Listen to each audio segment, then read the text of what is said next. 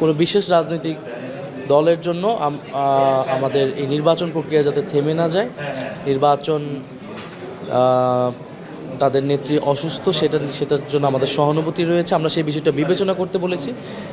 কিন্তু নির্বাচনের সময়ই হবে আশা করি।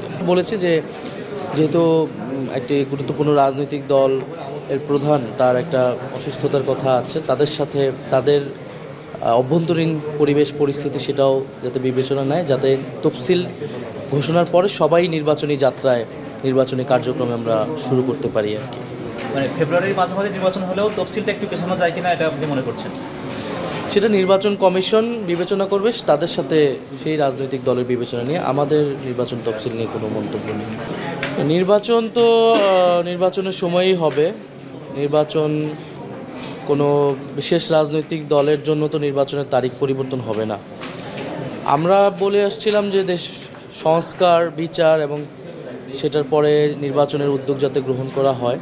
তখন আমাদের এই অবস্থানকে বারবার বলা হয়েছিল নির্বাচন বিরোধী, আমরা নির্বাচন পিছাতে চাই, কিন্তু আমরা আসলে সেই ধরনের কথা কখনোই বলিনি। এবং আমাদের অবস্থান এখনও একই আছে।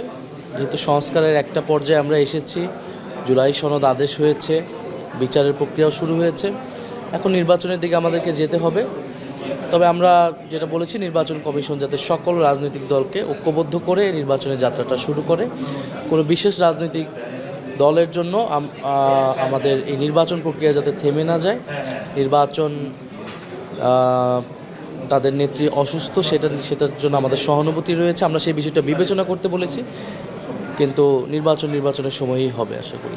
এই বিষয়টা এটাই স্পষ্ট করে যে এনসিপি কারোর সাথে কোনো প্রকাশ্য বা অপ্রকাশ্য সমঝোতায় এখনও পৌঁছায়নি, এবং বরং মিডিয়ায় এই ধরনের তথ্য অপতথ্য প্রচার করে আমাদের একটা নেতিবাচক আমাদের সম্পর্কে তথ্য প্রচার করার চেষ্টা করা হয়েছে। কিন্তু এনসিপি আসলে তার মতো করে নির্বাচনী প্রস্তুতি নিচ্ছে, প্রার্থী যাচাই বাছাই হচ্ছে, এবং আমরা অতি দ্রুত সময়ের মধ্যেই আমাদের প্রার্থী তালিকা আমরা ঘোষণা করব। এবং আমরা বলেছি যে আমরা আমাদের রাজনৈতিক এজেন্ডা নিয়ে আমরা আগাতে চাই। আমরা কারোর সাথে জোটে যেতে আগ্রহী নই, বরং আমরা যে তৃতীয় একটি জোটের কথা আপনারা শুনেছেন, সেই জোট প্রক্রিয়ার আলোচনা কিন্তু এখনও চলমান আছে। ফলে আমরা যেহেতু নতুন ধারার একটা রাজনীতি আমরা করতে চাই, যেখানে গণতন্ত্র এবং একটি অর্থনৈতিক ন্যায় প্রতিষ্ঠা হবে বাংলাদেশে। আমরা মনে করি যে পুরাতনপন্থী যে দলগুলো রয়েছে, যারা এতকাল বাংলাদেশে রাজনীতি করেছে এবং যাদের বিরুদ্ধে নানা ধরনের অভিযোগ রয়েছে, জনগণের তাদের প্রতি সেই আস্থাটা নিয়ে জনগণ নতুন সম্ভাবনা দেখতে, নতুন নেতৃত্ব দেখতে চায়। ফলে এনসিপি সেই রাজনীতি করতে এককভাবেই এগোচ্ছে। কিন্তু আমরা জোট করা বা কোনো দলের সাথে সেটা আমরা বন্ধ করিনি। সেটা আপনারা জানেন, রাজনৈতিক পরিস্থিতিতে যে কোনো সিদ্ধান্তই নিতে হয়।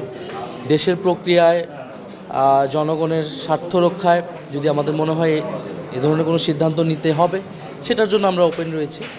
কিন্তু আমরা কারোর সাথেই কোনো জোটের ব্যাপারে কোনো ধরনের আলোচনা বা সেই প্রক্রিয়াতে কিন্তু নেই। আমরা আমাদের নিজেদের প্রস্তুতি নিচ্ছি, আমাদের প্রার্থী তালিকা ঘোষণা হবে, আমরা নির্বাচনী কাজ শুরু করব। কিন্তু যদি মনে হয় যে দেশের সংস্কার বা ইত্যাদি অনেকগুলো ইস্যুতে কারোর সাথে বা দেশের একটা ঐক্যবদ্ধ জায়গা প্রয়োজন, সেটা আমরা তখন বিবেচনা করব।